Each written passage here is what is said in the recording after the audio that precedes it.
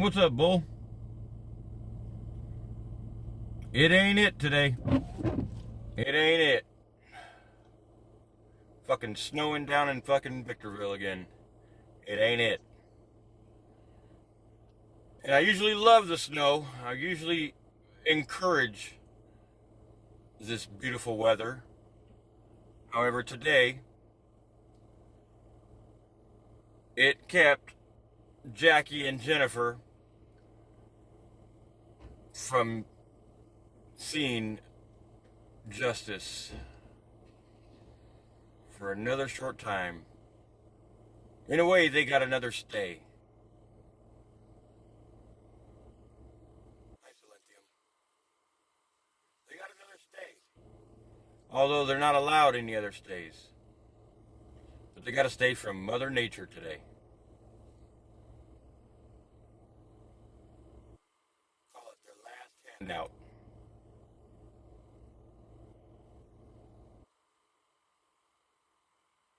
Nobody from the family showed up today. So sad that this family has completely abandoned this child. I'm not here to support Jackee or Jennifer. I'm here because I want to see justice for Duke. Why the fuck doesn't his family feel that way? Anyways, Joe, Duke's dad, obviously you guys know he had an aneurysm when Duke went missing. He had nothing to do with his child being murdered, and he's passed away since all this has happened. And I really hope that he's with his son. Oh yeah, man.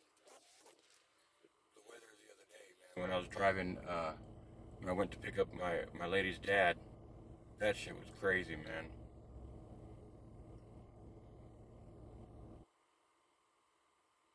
So, again, the weather gave them an out today. Not the judge.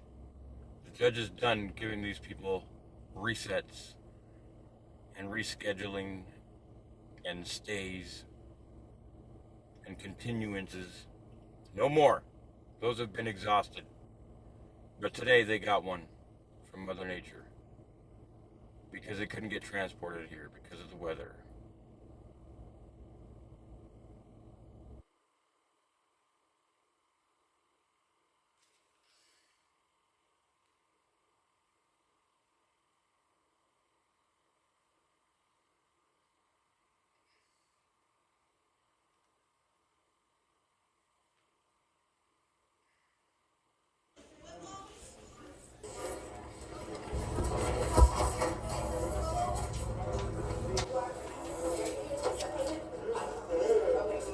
Excuse me. Excuse me.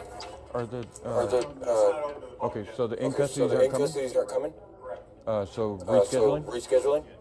Okay. Thank you. Okay, thank you.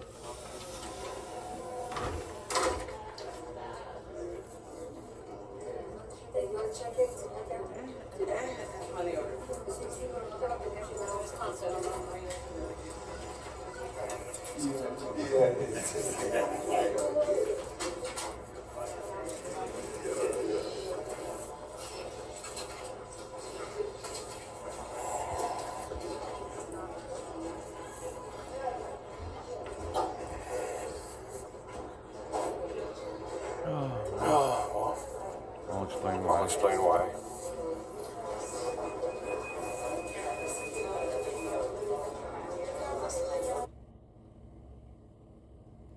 So you heard it right there from the bailiff who decided to still talk to me even though he wanted to let me know right away that the court was not open to the public at the time. It was only open to the parties or counsel. That's it, counsel. That's why he said that right when I opened the door, which I knew. That's why I didn't step my foot in there. And I think he knew that I knew. That's why he still answered my questions after. But anyways,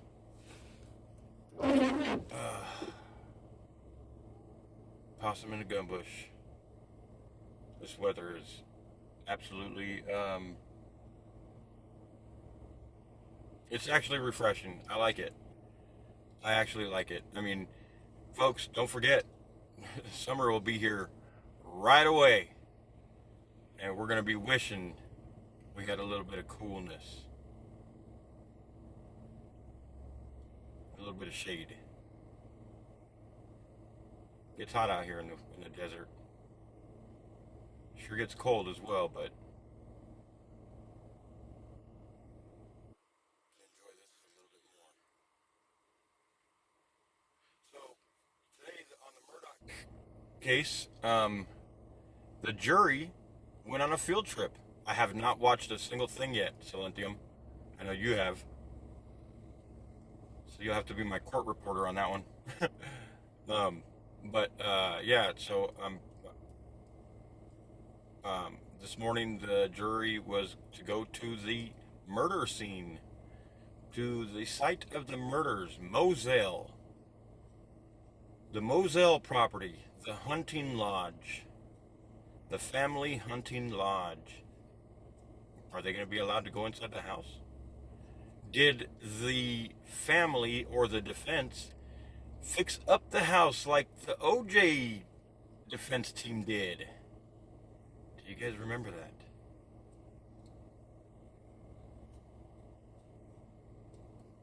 Why am I not getting any commenting?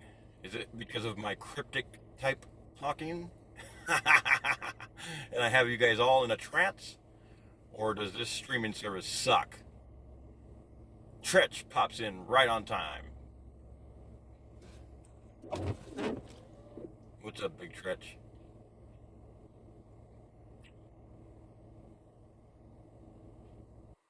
Snowflakes are pretty thick, I gotta say. Oh, it doesn't look like it when they hit the windshield, but you could see them. They're coming down about almost quarter size. I'd say average is maybe about a nickel size. But a few of those snowflakes are about quarter size of a quarter. You guys can hear me good? Everything's straight? Everything's straight? So, quick update. Just left the courthouse. Today was supposed to be, well, from the court. Here, let me show you guys from the courthouse. The paperwork that I got, that I've been following on, or the paperwork that I've been following.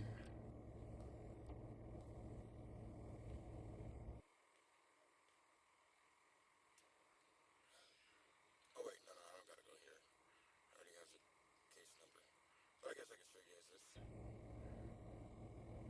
It's probably sideways for you guys, but here's Jackee's charges right there. The charges filed date 4/29/2019. PC 187 felony. Um, there's her case number. Okay. Then we gotta go here, San Bernardino.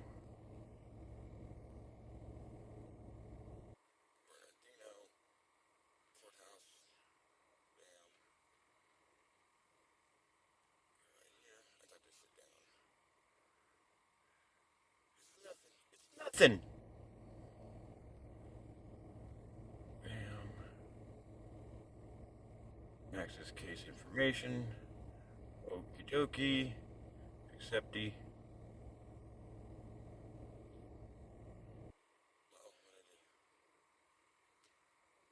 What the hell are you doing, guy? Why are you all up in my grill? So, well, system be unavailable. Don't tell me that. Get out of here. To view minute orders. I don't care about minute orders. Hell. Hell, don't do this. Okay.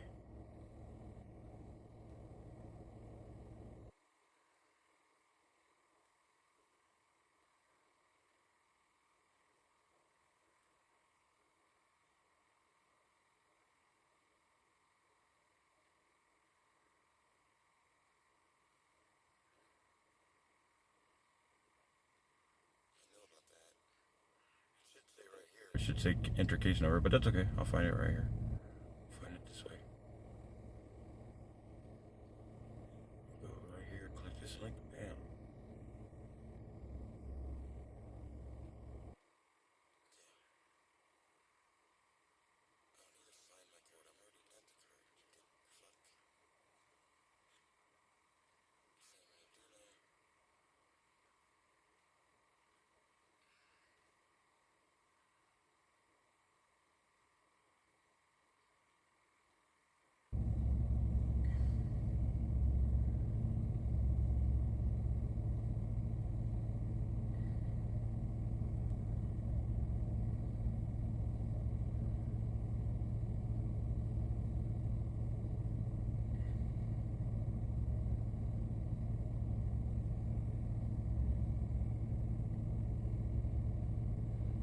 That's weird. It's not letting me do it right now. Maybe if I turn my... Sometimes it's so weird. Like, if you turn your phone to portrait mode, you get, like, more things to click on. Really happens now. Nope. To view minute orders, purchase documents, and... I mean, I just was just here just a few minutes ago. This is what's kind of odd. Let's see.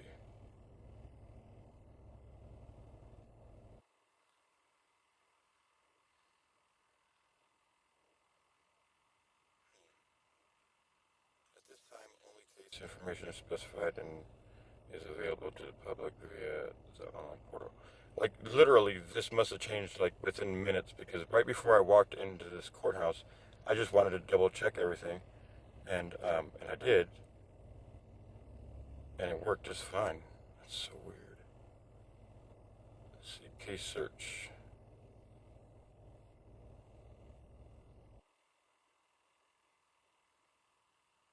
Let's just go to search. Case search.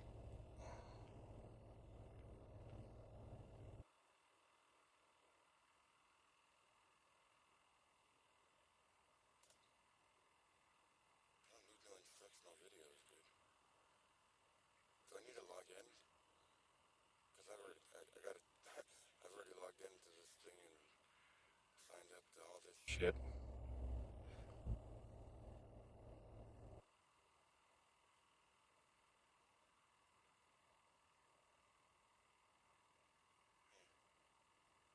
Anyways, take my word for it.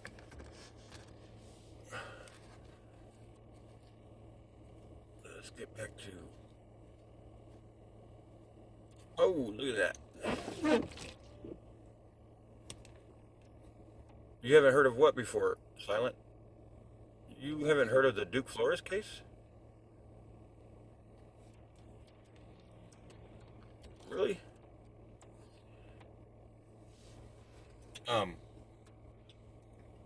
I think Silentium is having a brain fart. Like a serious brain fart.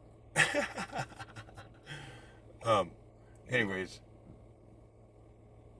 the charges are on this woman and her sister. So a mother and a aunt who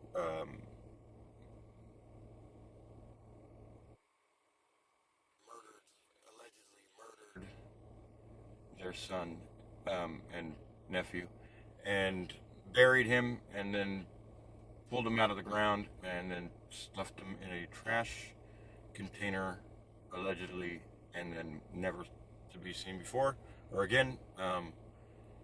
6 weeks at the landfill, turned up not even a shoelace evidence.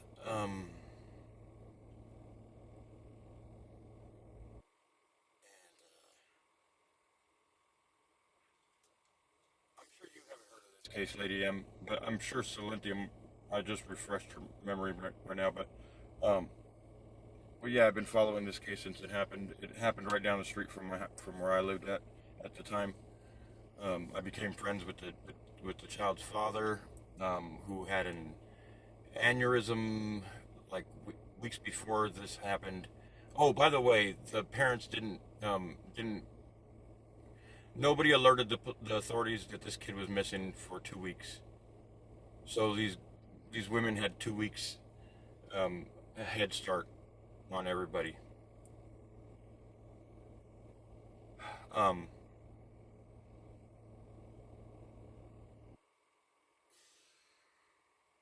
so you had Jackee, which was the mother, Duke Flores' mother, Jackee Contreras, and her sister, Jennifer, which her sister Jennifer had about 3 kids, one infant, um, and they lived in a garage inside the family home of the father's family. All right, so the father lived in the garage as well. So it was the father, Jackee, Duke, and then they had the sister, which is Jennifer, and then her kids, which was an infant, and then one that was like 7 years old, and then another one I don't know the age. And this all happened in 2019. And then the father's parents lived in the main house, lived in the house. So it was Duke Flores' grandparents that lived in the main house. Um,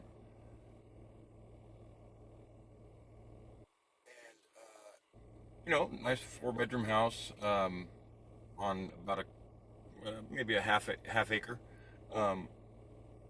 They had a couple dogs, couple really good looking pit bulls, very obedient, good dogs. I didn't know them before this either, so I met them after all this happened. So I'm just telling you exactly how it went down. Um, so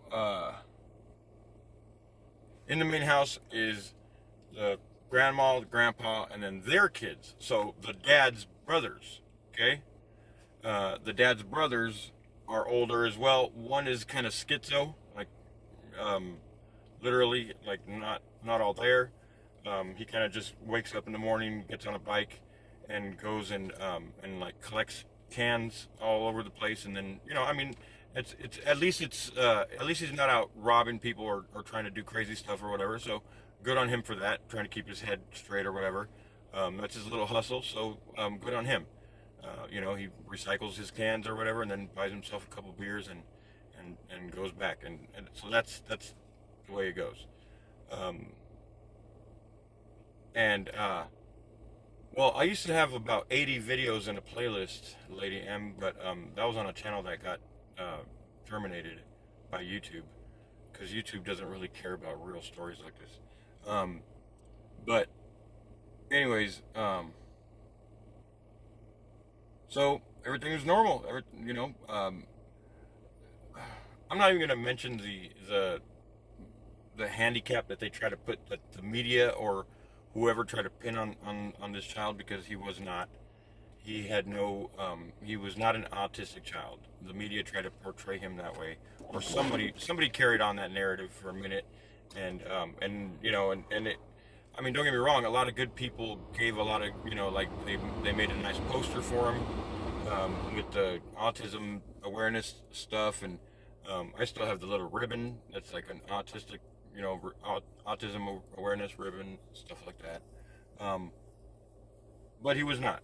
Anyways, so this is the way it went down. Okay, so I'm gonna skip all the stuff that happened and get to when police got notified.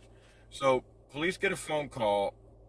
Apple Valley police get a phone call from the grandmother on the mother's side. So not the grandmother that lives with these people. The grandmother at the mother's side. Okay, you don't have to look into it. I got you right here, lady, and then you can verify everything that I say after I'm done. That's no problem. I'm telling you the way you will read it. I'm telling it to you because I lived and breathed this case. Anyways, but do what if some people like to research good on you. But yeah, so just look up Duke Flores, Apple Valley, California, and you'll see two disgusting women's faces pop up, and then you could just follow those links. Jackee and Jennifer Contreras.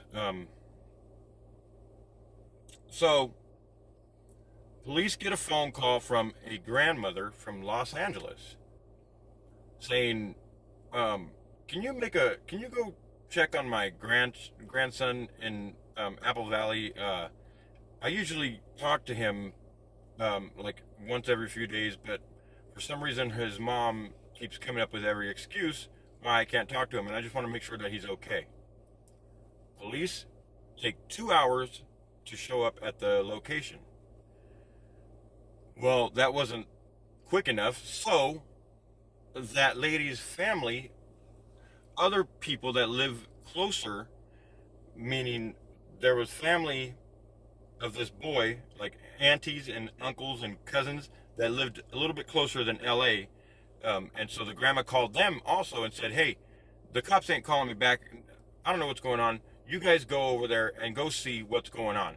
Go see if Duke is okay. Go ask Jackee why I can't talk to Duke. This is the grandma talking. And so family members, about 20 family members ended up coming over to that house. Okay. And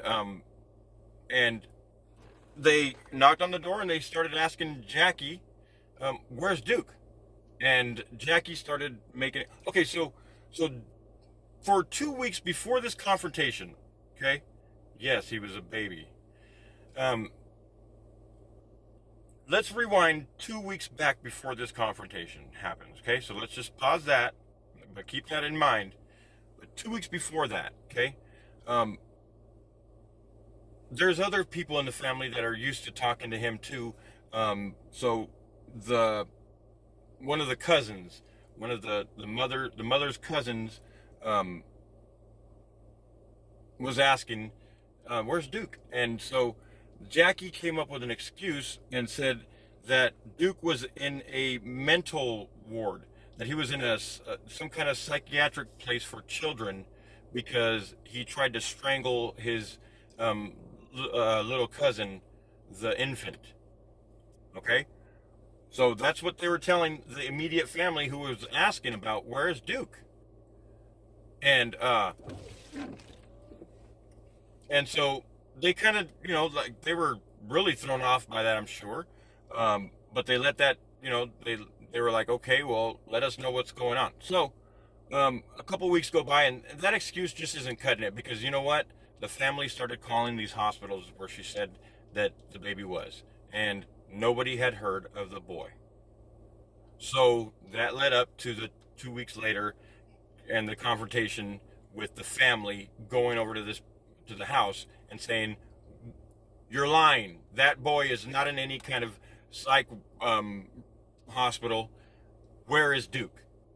All right. So she freaks out and I guess passed out from being so nervous. She literally passed out and then the cops come. So they were on the brink of whooping her ass, trying to figure out where the hell the boy was. And these people are like, wow, it's snowing. So now, again, mind you, this was just like right down the street. I could throw a football from my house to his house, well, maybe a baseball, not a football. I can't throw a football that good, but I'm a hell of a center fielder. So now media starts getting because now there's a missing boy because the mother is saying that she doesn't know where he's at. That well, now that the cops come, she kind of, I think she went silent. She didn't say that he was in the hospital anymore, obviously. Now let's remember this. Okay, so the last time that the dad saw the boy, because I'm sure some of you guys are asking, well, what about the dad? Wasn't he worried or wondering? I mean, yes, he had an aneurysm before, a few weeks before, he had just gotten out of the hospital from having an aneurysm, and also he had a heart monitor on his chest, meaning he had a machine creating his heartbeat type thing. So the dude was not all there, but I'm not making excuses for anybody. He did ask where his child was, and they gave him the same excuse, and and the last time that he saw his son was on Easter, and I think it was December. I'm sorry, it was April 25th or something like that, and he saw him get in a black car is what he remembered, and so and he didn't recognize the black car. So, anyways,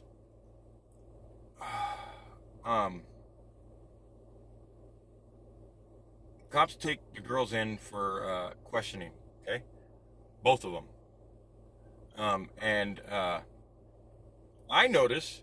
Okay, so as the media started showing up and stuff, because we got a little bit of coverage in the news. You know, local news, not national, but just local.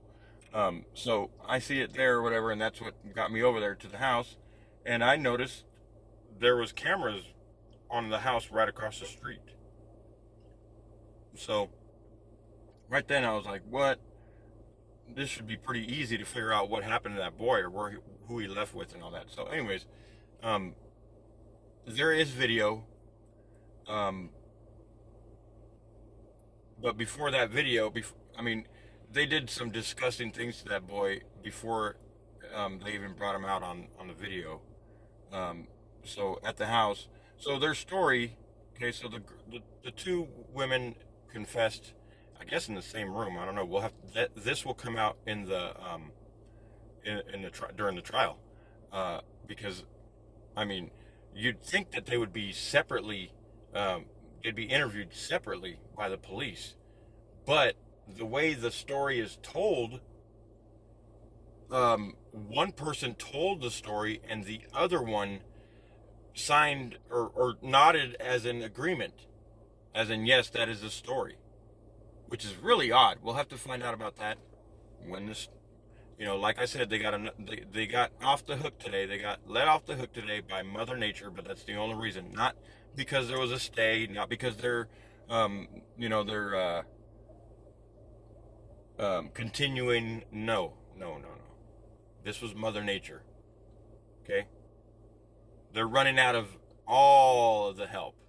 They're running out of every avenue before they have to seek justice or face justice for this. But it's okay. It's coming.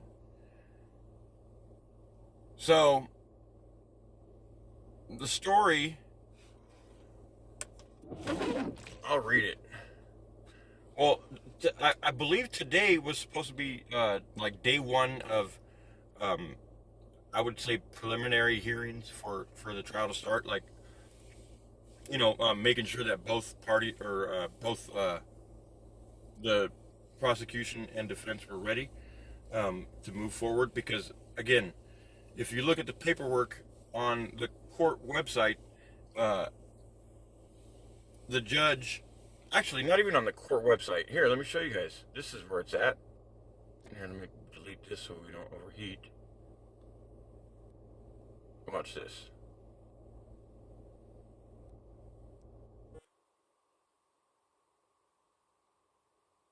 Wrong again. Ain't I?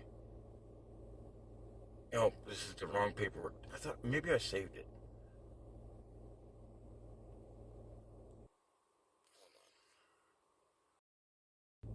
Check my photos. So rescheduling? Yes. Okay. I was checking with the person inside the court room. Here it is. Bam. Alright, so let me share. Media, photo. Bam. Okay.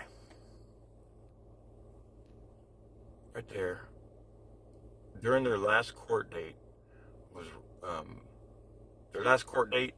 the judge, because they were asking for another disposition or a reset, and it said right here, it says no further time waivers on this case. and the date for the next case, or the next court date, was right here was today. Okay, so today I assumed, and I am pretty sure I'm right. They're not gonna. There's no more waivers. Today was, let's get everything ready to start trial. Because these girls, like I was about to explain, these girls, they both confessed. Well, one confessed, the other one said yes, that's the way it went. But then they're pleading not guilty. There is a confession, and I'm talking about a gruesome confession. And I don't think they lied in their confession, but they're still going with the not guilty, because these girls are so fucked. Again, yes, as I've always struggled with the fact that there is no body, and that's why that's why their lawyers or their public defenders, whoever they are, have told them, hey, if they have no body, there is no physical evidence of a body, tell them good luck on trying to go with a murder charge. So now let me just read their confession.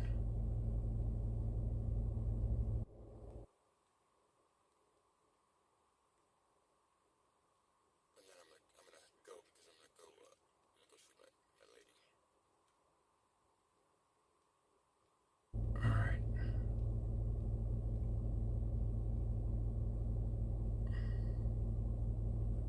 No, not that Jackee Contreras. Oh, I spelled it wrong, huh?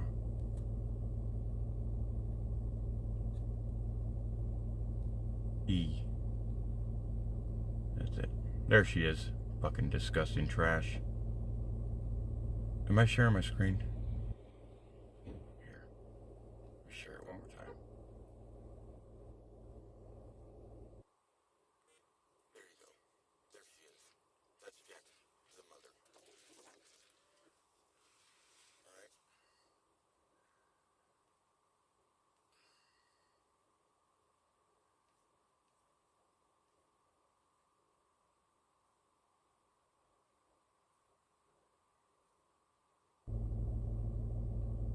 Alright. Alright.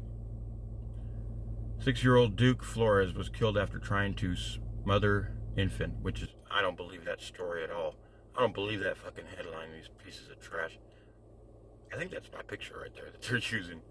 I don't think there was no media that day. And I have that same picture. That's where I was sitting. Or I might have been sitting a little bit closer to the wall. It says, it says photo by James Quigg, Daily Press. The Daily Press isn't even here anymore. Like, they sold the building. That's so weird. Okay, so, alright, so testimony, here we go.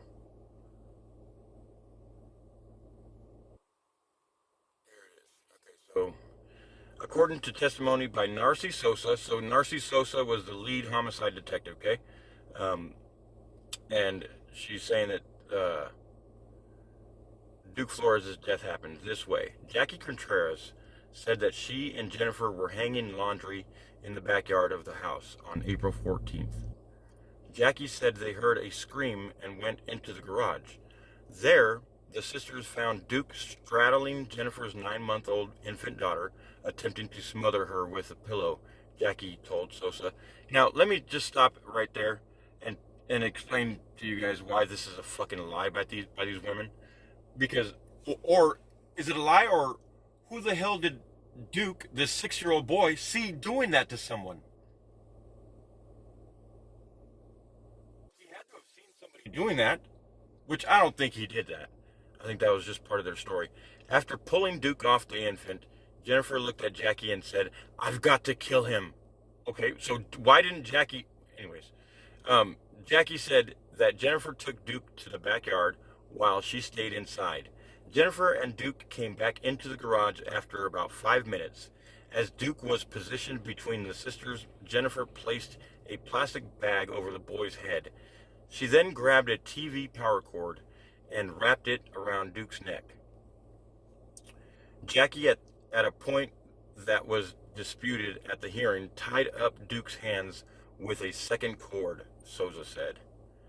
Jennifer then strangled him, Jackee told Souza during an interview on April 27th. Okay, Jennifer then strangled him.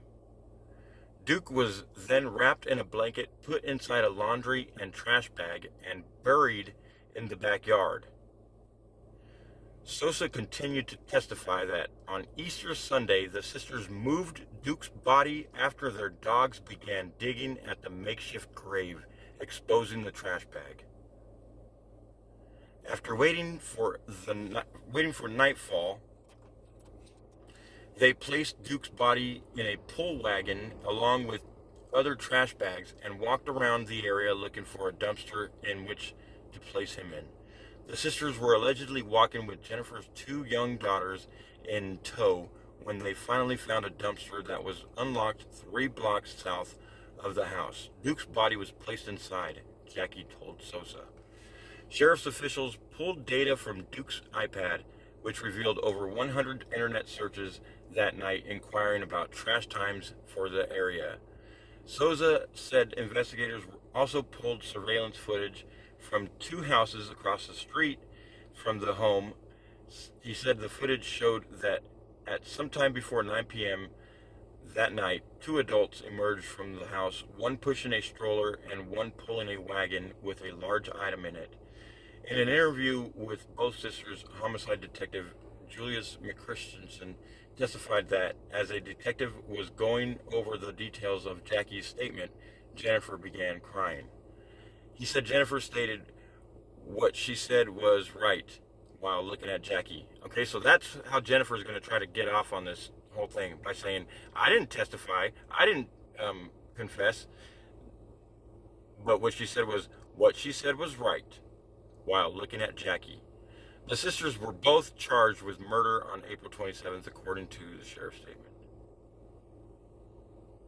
Defense attorneys for Jennifer and Jackee both attempted to exculpate their clients, as Jennifer had first told police that she suspected Jackee had killed Duke.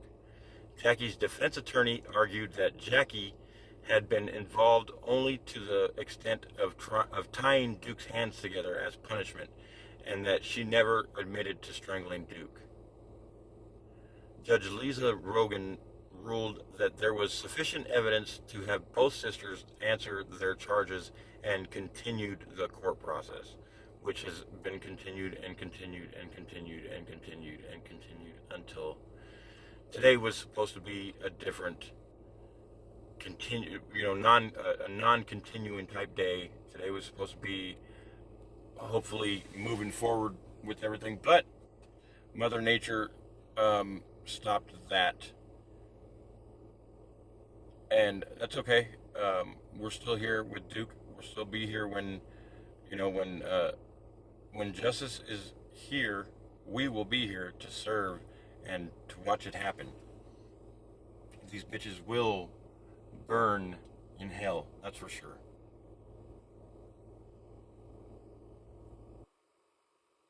So that's that.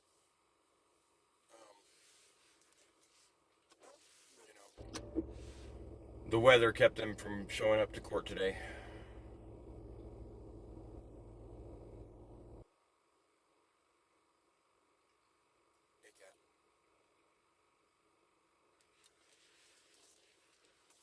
So that's about all I got. I'm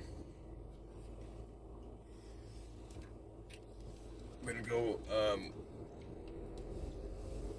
hang out with my babe. So we'll have an update for you guys on that too, real soon.